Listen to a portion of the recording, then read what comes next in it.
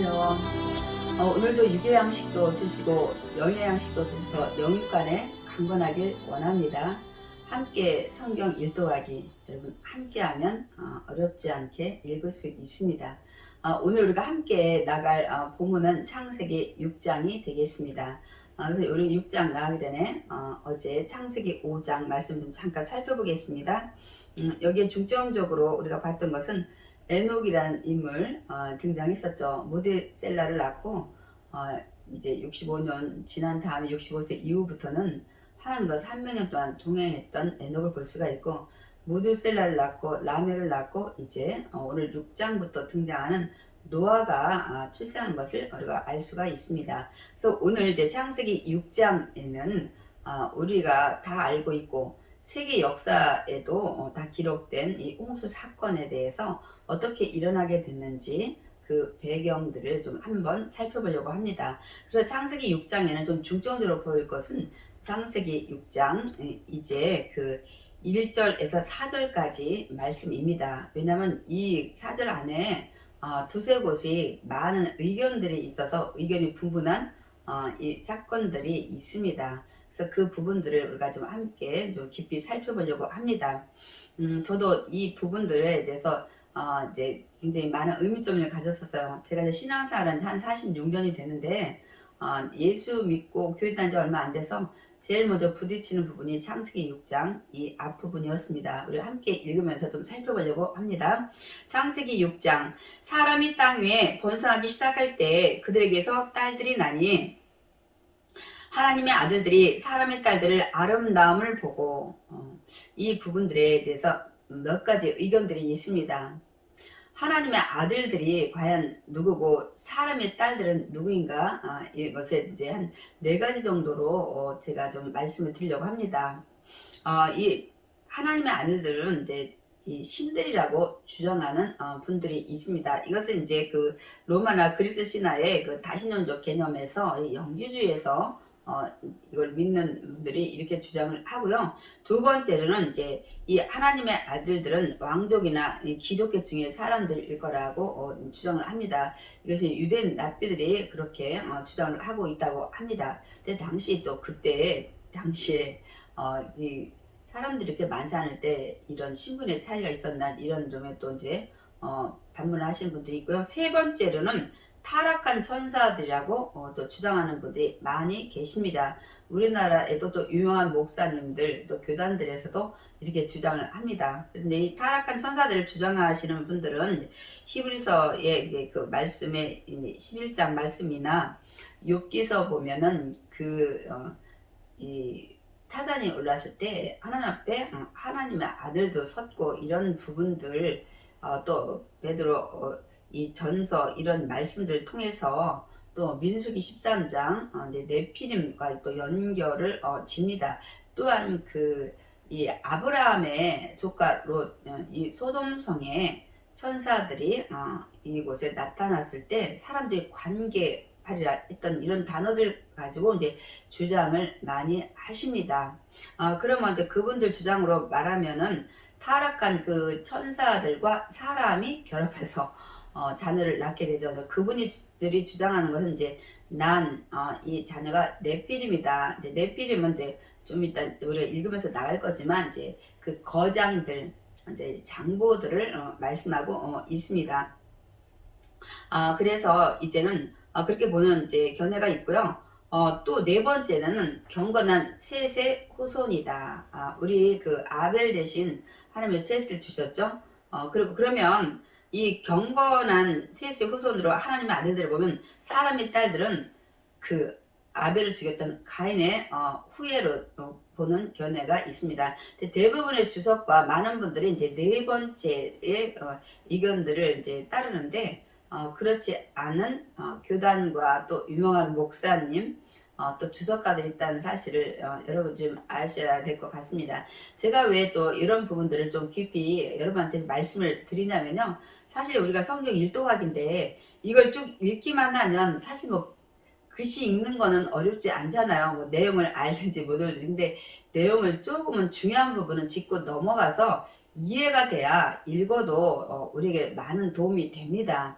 그래서 또 그런 부분의 첫 번째 이유가 있고요. 두 번째는 제가 이제 많이 요즘에 심각성을 깨닫는 건 뭐냐면, 우리 성도님들이 이제는 온라인 시대고 이제 유튜버를 통해서 많은 분들의 설교를 손을 따라 들으시잖아요. 그런데 이제 한 교회만 쭉 다니던 분들이 어떤 한쪽 방향에, 예를 들어서 이 네 가지 중에 한 가지 견해를 들었다. 그런데 어떤 분의 설교가 은혜스러워서 이제 그 분의 설교를 듣다 보면 그분이 주장하는 것이 100%다 이제 맞다고 이제 생각을 하시면서 이제 일방통행으로 가시는 거예요. 다른 분들이 이제 말씀하셔도 전혀 듣지 않습니다. 그래서 제가 이 네 가지 정도 이 의견들을 어떠한 게 주장을 한다, 이 말씀을 드리는 거고요. 성경에는 정확히 이것을 하나로 말씀을 하지 않았기 때문에 지금도 연구하고 있고, 성경 전후 이 맥을 보면서 이거를 좀 이해를 하고 우리가 공부를 하고 있다는 사실을 여러분이 아셔야 됩니다. 그래야 절대 이단이나 또 어떤 부분에 빠져서 우리가 그 얘기를 할 때 전혀 그러면 아예 듣지 않으시는 상황이 돼서 아주 어려운 상황에 빠지게 됩니다. 그래서 이 성경은 어떤 교단은 이렇게도 보고 또 저 목사님은 이렇게도 보고, 이런 것들을 여러분 좀 미리 알고 계셔야 다음에 어떤 부분에 대해서 왜골수로 빠져서 정말 그게 잘못됐을 때, 그게 옳았을 땐 상관이 없는데 그렇지 않을 경우에 우리가 다시 한번 좀 생각해보고 나가야 되는 것이기 때문에 제가 조금 시간이 걸려도 말씀을 드리는 겁니다. 그래서 우리는 사실 이 피조물이기 때문에 당시에 당사자들은 아마 알고 있었을 거예요. 100% 구전으로 오고 나중에 이제 이 기록이 되고 하다 보니까 내용들을 당시에 살지 않았기 때문에 정확히 알지 못한 부분들이 많이 있습니다. 그래서 우리가 기도를 많이 해야 되는 이유는 성령님이 모든 걸 조명해 주시기 때문에 우리가 정말 기도를 많이 해야 됩니다. 그래서 그렇게 보는 부분들을 이제 있다는 것을 여러분이 아시고, 아름다움을 보고 뭐 천사가 뭐 사람하고 결혼했든 세수순했든 간에 여인의 아름다움, 그러니까 이 육신의 정욕, 안목의 정욕을 해서 배우자를 선택해서 결혼했다는 것을 우리가 알 수 있습니다. 지금도 많이 학벌이나 외모를 보고 결혼을 하는데 우리가 조금 마음이 찔리더라고요. 그래서 이렇게 해서 결혼한 이 시대상을 좀 볼 수가 있고요. 또 한절 보면 야훼께서 이르시되 나의 영이 영원히 사람과 함께하지 아니하리니. 그래서 하나님께서는 이제는 사람들과 가까이 하지 않겠다고 말씀을 하시면서 그 이유를 더 구체적으로 말씀하십니다. 이는 그들이 육신이 됨이라. 그들이 육신이 됐기 때문에 나는 이제 그들과 영원히 함께하지 않고 가까이 하지 않겠다고 말씀을 하십니다. 그러면 육신이 됐다고 했는데 도대체 육신이 된 게 무엇인지 우리가 좀 깊이 좀 깨닫고 좀 말씀을 통해서 좀 보고 가길 원합니다.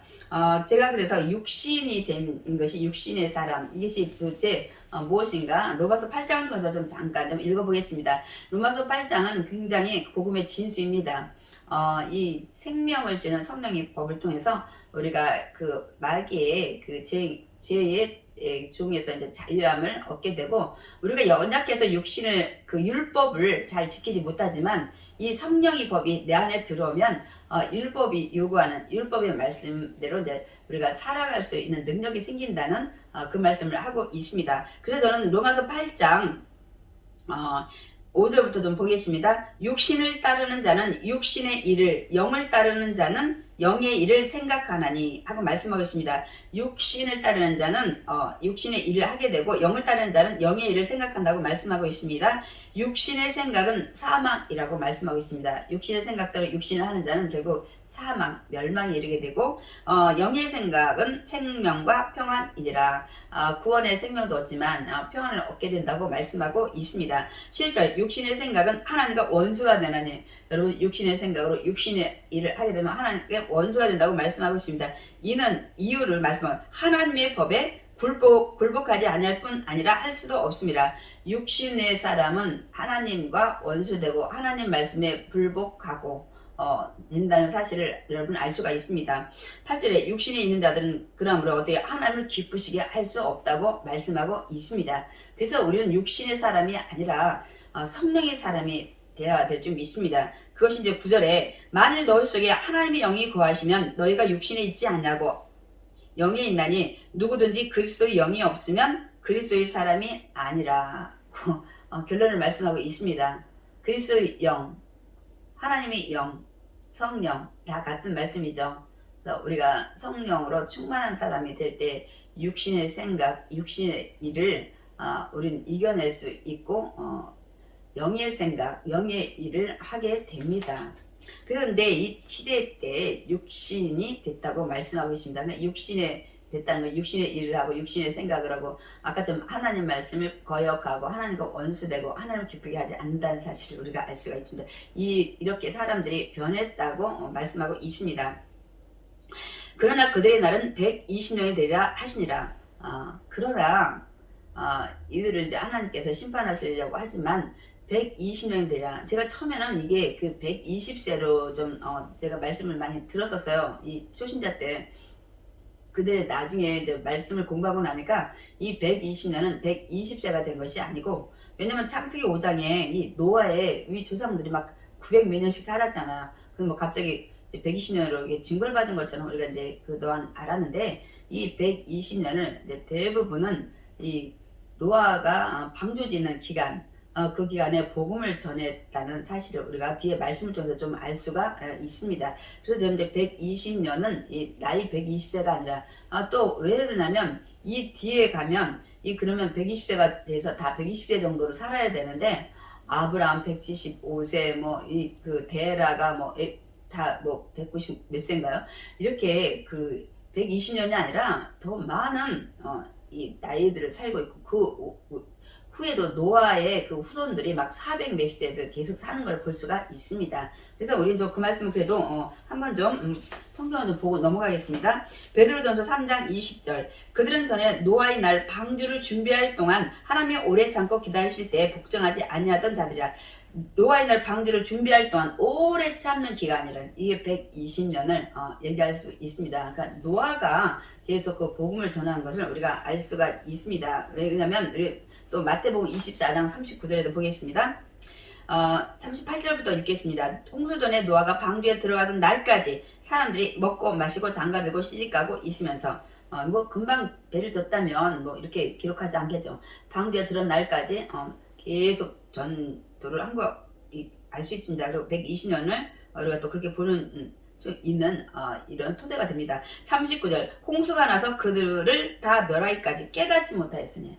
그렇게 전했어도 회개하지 않았다는 것을 알 수가 있습니다. 그래서 예수님께서는 뭐라고 말씀하십니다. 내가 다시 올 때도 이때 노아의 때와 같이 아무리 누가 복음을 전해도 깨닫지 못하고 완전히 이 심판, 예수님 재림 올 때 어떤 일이 일어나나요? 해가 빛을 잃고 이제 달이 막 이렇게 어두워지고 별들이 떨어지고 막 이런 것들이 있잖아요. 그런데 그렇게 되기까지 우리가 복음을 전하는데도 이제 그때나 이제 깨닫고 사람들이 통곡하리라고 말씀하고 있습니다. 역시 그때도 이때도 그런 것 같습니다. 120년이 되리라 하시니라. 당시 땅에는 네피림이 있었고, 그래서 아까 네피림이 이 거대한 신장을 가진, 근데 아까 천사라고 주장하시는 분들이 이제 거기서 유전자가 이제 변이돼서 네피림 이런 우리가 말하면 거인이죠. 생겼다고 보고 있습니다. 그 후에 하나님의 아들들이 사람의 딸들에게로 들어와 자식을 낳았으니 그들은 용사라 고대의 명성이 있는 사람들이었더라. 그러면 이 셋의 경건한 후손으로 하나님의 아들들을 보는 사람들은 그럼 네피림은 갑자기 어디서 튀어나왔냐 이렇게 이제 우리가 물어볼 때 이제 이렇게 생각을 합니다. 여기에 보면 그 당시에 용사라 고대 명성이 있는 사람들이야. 이 네피림이 굉장히 그 장신이잖아요. 등치도 좋고 아무래도 키가 크니까 그들은 여기에 보면 이 고대 명성은 악명이 높았다. 나쁜 평판을 가지고, 그러니까 힘으로 지배하고 연약한 자들을 뺏고 이렇게 하는 시대상을 말씀하고 있습니다. 그래서 네피림을 대명사로 보는 것을 볼 수가 있습니다. 5절에 야훼께서 사람의 죄악이 세상이 가득함과 그의 마음으로 생각하는 모든 계획이 항상 악할 뿐임을 보시고, 육신이 되면 아까 모든 생각이 악하다고 우리가 보았죠. 그까지 여기 보면 마음으로 생각하는 모든 계획, 여러분 하나님이 저와 여러분의 모든 심장과 폐부까지 감찰하고 계시다는 사실을 우리는 잊지 말아야 됩니다. 그래서 우리는 하나님을 경외, 공경도 하지만 두려워하는 마음으로 우리가 지내야 됩니다. 6절 땅 위에 사람 지으셨으면 한탄하사 마음에 근심하시고 이르시되 내가 창조한 사람을 내가 지면에서 쓰어버리되 사람으로부터 가축과 기는 것과 공중의 새까지 그리하리니 이는 내가 그것들을 지었음을 한탄함이니라 하시니라. 그러나 노아는 얇게 은혜를 입었더라. 많은 사람들을 하나님께서 한탄하셨는데 노아만큼은 하나님이 기뻐하셨다는 것을 알 수가 있습니다. 여기 노아는 야훼께라는 히브리어의 그 아인이라는 이 단어는 주목하다, 바라보다. 하나님이 그러니까 뭐냐면 마음에 쏙 들었다는 거예요. 그러니까 노아만은 달랐다는 얘기를 하고 있습니다. 그러면 하나님께서 이렇게 노아를 마음에 쏙 들어 하신 이유가 이제 9절에 기록이 되어 있습니다. 이것이 노아의 조건이라 살아온 삶의 자체라고 말씀하고 있습니다. 노아는 의인이요 당대의 완전한 자라. 그러니까 말씀에 순종하고 책망이 없어요. 흠이 없는 자였다고 말씀하고 있습니다. 그래서 하나님의 은혜를 입었다고 말씀하고 있는 것입니다. 또한 그는 하나님과 동행하였으며 우리 동행하는 나나 어제도 우리 창세기 5장에서 봤죠. 에녹이 하나님과 300년을 동행해서 하나님 기쁘시게 해서 하나님이 죽음을 맛보지 않고 데려갔다고 말씀하고 있습니다. 이 할레크라는 단어는 그냥 이렇게 한 장소 공간에서 함께 뭐 밥 먹고 막 지내고 이런 뜻이 아니라 함께 거하되 동행하되 가되 뜻을 같이 하고 기쁘게 하고 그 말씀에 순종하는 의지가 담겨 있다고 제가 말씀을 드렸습니다. 그러니까 동행한다는 하나님 말씀에 순종하면서 어떻게 하든 그 말씀을 듣고 기쁘게 하려고 애쓰고 노력하는 의지가 담겨 있는 뜻입니다. 그러니까 에녹도 그렇게 살았지만 노아도 하나님과 동행했다고 말씀하고 있습니다. 하나님이 살아계시고 하나님이 찾는 자에게 상 주시는 이유를 확실히 100% 믿었던 것을 우리가 볼 수가 있습니다. 그래서 하나님은 노아를 은혜를 준 것을 우리는 알 수가 있습니다. 세 아들을 낳았으니 셈과 함과 야벳이라. 그때 온 땅이 하나님 앞에 부패하여 포악함이 땅이 가득한지라. 하나님이 보신즉 땅이 부패하였으니 이는 땅에서 모든 혈육 있는 자의 행위가 부패함이었더라. 하나님이 노아에게 이르시되 이제 말씀을 노아한테 하시는 걸 볼 수가 있습니다. 모든 혈육 있는 자의 포악함이 땅에 가득함으로 그 끝날이 내 앞에 이르렀으니 내가 그들을 땅과 함께 멸하리라. 물로 심판하시는 세상 사람들을 심판하겠다는 말씀을 노아에게 하시는 걸 볼 수가 있습니다. 그러나 너는 이제 고페르 나무로 잣나무로 너를 위하여 방주를 만들 때 그 안에 칸들을 막고 역청을 그 안팎에 칠하라. 내가 만들 방주는 이러하니 그 길은 300규빗, 너비는 50규빗, 높이는 30규빗이라. 거기에 창을 내되 위에서부터 한 규빗에 내고 그 문은 옆으로 내고 상중하 3층으로 할지니라. 여러분, 하나님은 훌륭한 건축가이십니다. 이제 홍수로 온 세상을 덮어서 창이랄 텐데 어떤 배를 지어야 배가 뒤집히지 않고 하는 걸 다 아시고 구체적으로 이 건축가로서의 그 모든 세부적 사항을 지시하는 걸 볼 수 있습니다. 많은 그 배에 연구하시는 분들이 너무 놀란다고 그래요.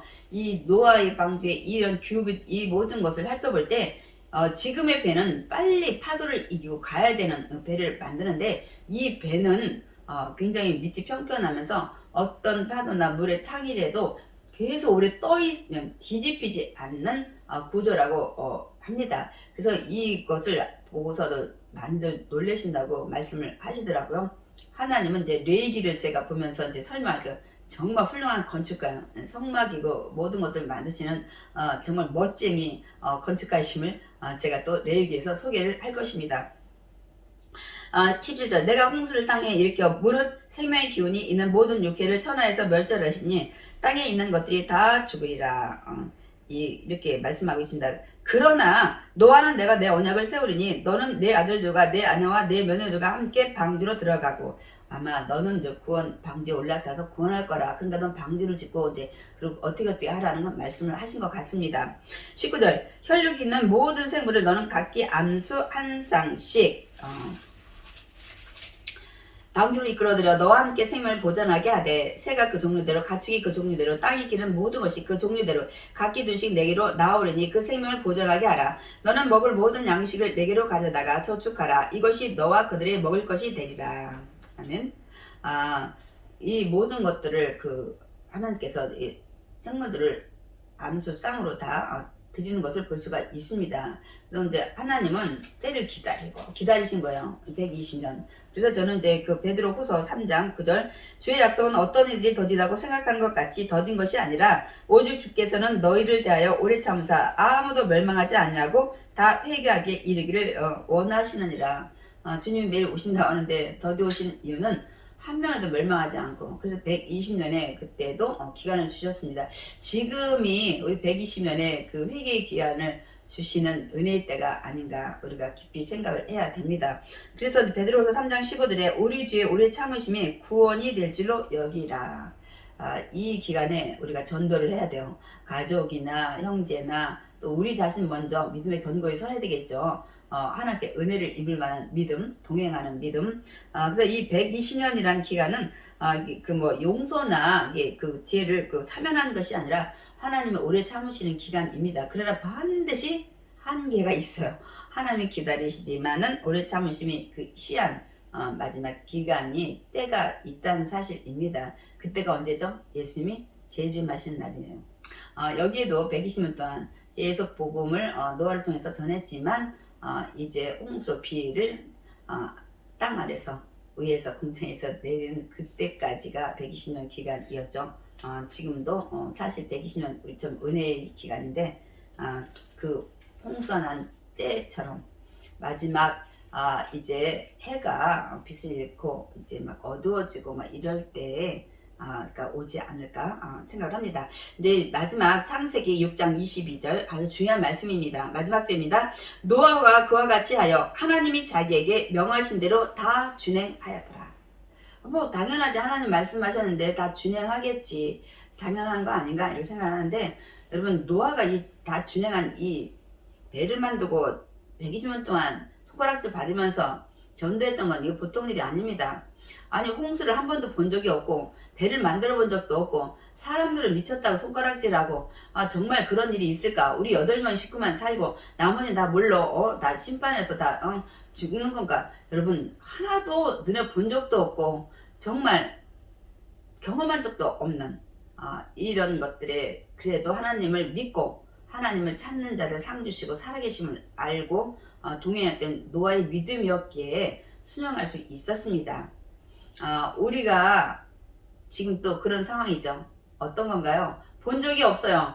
부활을, 예수님의 재림을, 어떤 막 해와 달 별이 떨어지고 막 이 천지 우주 만무가 이런 것들의 변화, 이런 심판. 그러나 하나님은 살아 계십니다. 한번 하신 말씀은 천지가 없어져도 그 말씀은 변하지 않고 지키십니다. 그래서 우리도 노아 같은 믿음을 가져야 될 것 같습니다. 본 적도 없어요. 경험한 적도 없어요. 정말 실상 그런 일이 있을까 반신반의하는 우리 지금 믿음에 있지는 않은지 다시 한번 노아 같은 믿음을 가져야 될 것 같습니다. 그리야 할 때 우리는 노아 같이 하나님께 은혜를 입고 구원의 방주를 우리가 타고 천국에서 영원히 살 것입니다. 기도하겠습니다. 사랑이 많으신 하나님 감사합니다. 오늘 창세기 6장을 통해서 또 귀한 말씀을 교훈을 주시니 감사합니다. 우린 아버지 세상 사람이 다 타락할지라도 하나님 노아처럼 은혜를 입는 믿음의 사람이 되어야 되겠습니다. 그래서 마지막 때에 정말 우리가 천국 열차 타고 구원의 방주에 정말 주님과 함께 천국에서 영원히 영생하는 귀한 축복의 삶을 허락하여 주시옵소서. 연약합니다. 늘 능력의 발로 권능의 발로 붙잡아 주시고 넉넉히 이길 수 있도록 하나님 늘 성령으로 충만케 하여 주시옵소서. 예수님의 이름으로 기도드렸사옵나이다. 아멘. 여러분 우리 하나님은 살아 계십니다. 오늘도 우리 모든 생각과 마음을 감찰하고 계십니다. 그래서 노아처럼 은혜를 입는 저와 여러분 되셔서 이 땅에서 주님 오시는 날까지도 우리가 승리해 우리 해야 되겠고 주님 오시는 날 정말 흠없는 우리가 신부로서 예수님의 신랑을 맞이해서 우리가 아픔도 슬픔도 이별도 곡하고 죽음도 없는, 그래서 영원히 우리가 함께 정말 살아야 될 줄 믿습니다. 오늘도 주님과 함께 여러분 화이팅!